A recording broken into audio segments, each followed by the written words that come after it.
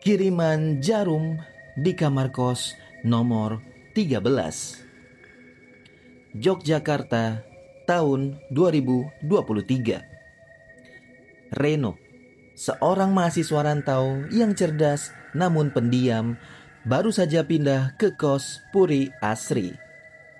Kos-kosan ini terletak di gang sempit yang ramai, namun kamar Reno nomor 13 berada di sudut paling belakang dekat sumur tua yang ditutupi seng.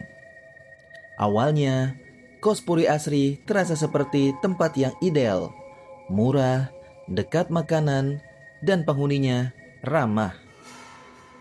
Namun, Reno segera merasakan ada keanehan, terutama dari kamar-kamar di lantai 2 dan 3. Suasana di sana selalu terasa tegang dan penuh kecurigaan. Reno adalah mahasiswa yang berprestasi dan baru saja memenangkan tender kecil untuk sebuah proyek desain web, mengalahkan beberapa senior yang ambisius dan dikenal sering menggunakan cara kotor dalam persaingan. Salah satunya adalah Bayu, senior yang terkenal dingin dan memiliki koneksi di banyak tempat.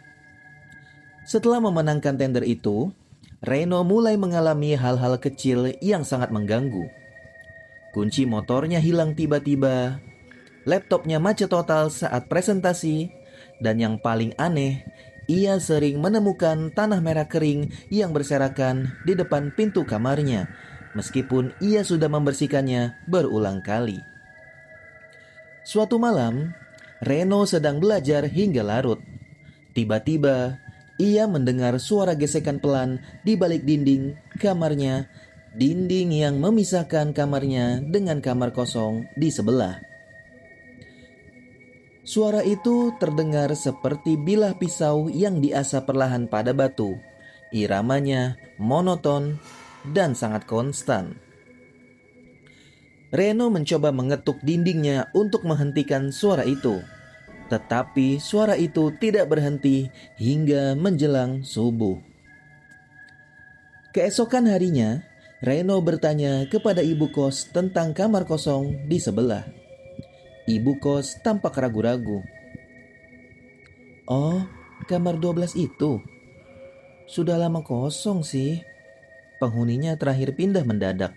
Katanya sakit parah sampai harus dibawa pulang ke kampung."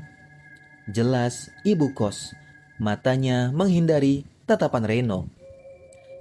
"Tapi kamar itu sudah kami kunci dan kami gak pernah nyawain lagi. Karena sumurnya dekat, jadi kurang bagus auranya." Meskipun kamar itu kosong dan terkunci, suara gesekan itu terus datang setiap malam, selalu di atas pukul 1 dini hari. Setelah 2 minggu teror gesekan, Reno mulai sakit. Bukan flu biasa, melainkan rasa sakit yang sangat spesifik dan berpindah-pindah. Awalnya, ia merasakan sakit tajam di bahu kirinya, seolah ada benda tumpul yang menusuk dari dalam. Ia sudah mencoba memijat dan mengoleskan balsem, tetapi rasa sakit itu semakin kuat. Sehari setelah itu, rasa sakit di bahu hilang, tetapi kini berpindah ke area punggung bagian bawah. Rasanya panas, perih, dan sangat sakit ketika Reno bergerak. Ia lalu memutuskan untuk pergi ke dokter. "Bapak tidak ada demam, tidak ada luka luar. Mungkin hanya ketegangan otot biasa sih, Pak," kata dokter sembari memberikan resep obat pereda nyeri. Namun, obat itu tidak mempan. Rasa sakitnya semakin parah dan kini berpindah ke dadanya. Rasanya seperti ada sesuatu yang berat menghimpit paru-parunya, membuatnya sulit bernapas. Pada saat ini, Reno mulai curiga. Rasa sakitnya terlalu tidak masuk akal. Ia teringat kisah-kisah tentang santet atau guna-guna. Suatu malam, saat ia sedang meringkuk di tempat tidur menahan rasa sakit di dadanya, ia mendengar bisikan dari luar jendela yang terbuka sedikit. Sudah terasa. Ini mah belum seberapa. Suara itu terdengar parau dan dalam, seperti suara yang dipaksa keluar dari tenggorokan yang kering.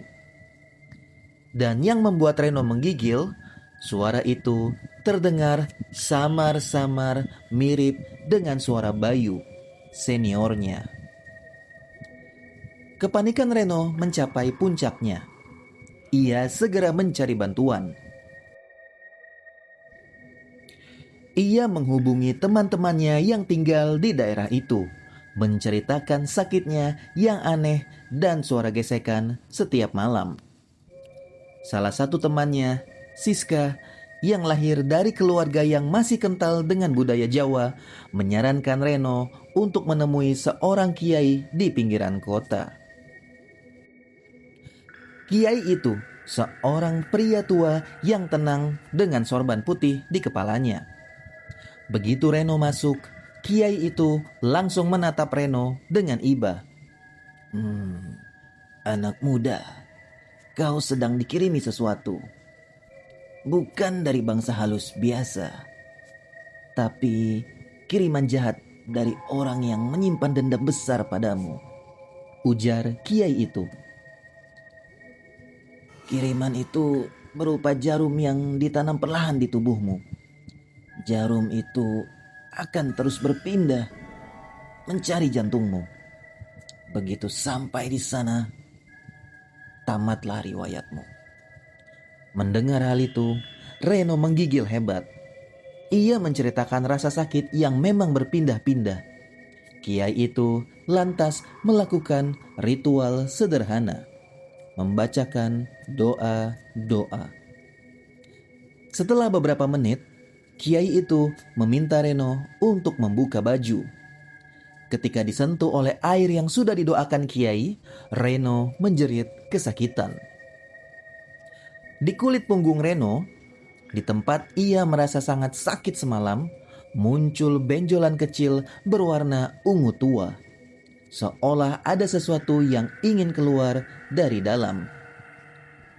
Alhamdulillah, belum terlalu dalam, kata kiai. Tapi kiriman ini punya pengunci. Penguncinya ada di tempat tinggalmu. Kiai itu memberikan Reno sebuah azimat kecil dan air doa, memintanya untuk pulang dan mencari sumber penguncian itu sesegera mungkin. Reno dan Siska kembali segera ke kos Puri Asri. Malam itu adalah malam Jumat Kliwon, dan suasana di kos terasa begitu mencekam. Suara gesekan di kamar 12 sudah dimulai, lebih keras dan lebih cepat dari biasanya. Reno segera menyiram air doa di seluruh sudut kamarnya. Ketika ia hendak menyiram di bagian sudut yang berbatasan dengan kamar 12, air itu mendesis, seolah menyentuh permukaan yang sangat panas. Siska dan Reno memaksa membuka kamar 12. Kuncinya sudah usang, dan mereka berhasil mendobraknya dengan mudah. Kamar 12 kosong, berdebu, dan sangat gelap. Bau anyir dan melati kering bercampur. Mereka lalu menyalakan senter. Di sudut kamar, dekat sumur tua yang ditutupi seng, mereka menemukan hal aneh. Ada sebuah tikar anyaman tua yang tergelar di lantai. Di atas tikar itu diletakkan patung kayu kecil yang dibungkus dengan kain kafan hitam dan diikat dengan 7 benang berwarna merah. Di dada patung itu tertancap sebilah jarum besar yang sudah berkarat. Dan yang paling membuat darah Reno mengering, di samping itu bertebaran potongan rambut yang pendek dan kasar, persis seperti rambut Bayu. Pengunci jarum itu adalah patung yang disimbolkan sebagai Reno.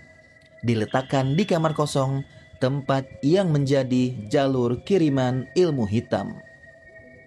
Di tengah tikar anyaman itu, mereka melihat ada bercak darah kering. Dan di samping patung, tergeletak sebuah batu asahan dengan bekas gesekan yang menjelaskan asal-muasal suara mengerikan yang didengar oleh Reno setiap malam. Siska yang lebih tenang tahu bahwa patung itu harus segera dihancurkan. Mereka segera membakar kain kafan itu dengan korek api. Begitu api menyentuh kain, patung itu mengeluarkan asap tebal berwarna hijau dan aroma belerang yang sangat menusuk. Tiba-tiba dari kegelapan kamar itu terdengar jeritan yang sangat kesakitan. Bukan dari patung, melainkan dari kejauhan. Jeritan itu tidak berasal dari kamar kos, tetapi dari luar kompleks. Reno merasakan sakit di dadanya menghilang total, digantikan oleh sensasi dingin yang menyegarkan. Santet itu telah ditarik paksa. Siska dan Reno segera meninggalkan kamar 12 yang kini dipenuhi asap. Keesokan harinya, beredar kabar yang mengejutkan di lingkungan kampus. Bayu, senior Reno, ditemukan tergeletak tak bernyawa di kamar kosnya. Penyebab kematiannya sangatlah aneh. Menurut polisi, Bayu meninggal karena pendarahan internal yang masif, seolah-olah ada organ vitalnya yang hancur dari dalam. Anehnya, tidak ada luka luar yang ditemukan. Namun, rumor yang beredar di kalangan penghuni kos Puri Asri adalah saat Bayu ditemukan, di dadanya terdapat memar biru kehitaman yang berbentuk bundar. Dan di samping kasurnya ditemukan sebuah batu asahan yang sudah berlumuran darah kering. Reno tidak pernah menceritakan detail pembongkaran di kamar 12 kepada siapapun kecuali Siska. Ia tahu bahwa santet yang dikirimkan telah berbalik ke pengirimnya. Setelah kejadian itu, Reno memutuskan untuk pindah dari kos Puri Asri. Kamar 12 itu segera disemen mati oleh ibu kos dan seluruh penghuni lantai 2 pindah dalam waktu 2 minggu. Hingga hari ini, di kos Puri Asri yang kini jarang dihuni, orang-orang masih mendengar laporan tentang suara gesekan benda tajam yang monoton di malam hari berasal dari balik dinding kamar yang telah disemen mati. Seolah ada yang masih mengasah dendam atau mungkin mengasah jarum kiriman untuk korban berikutnya.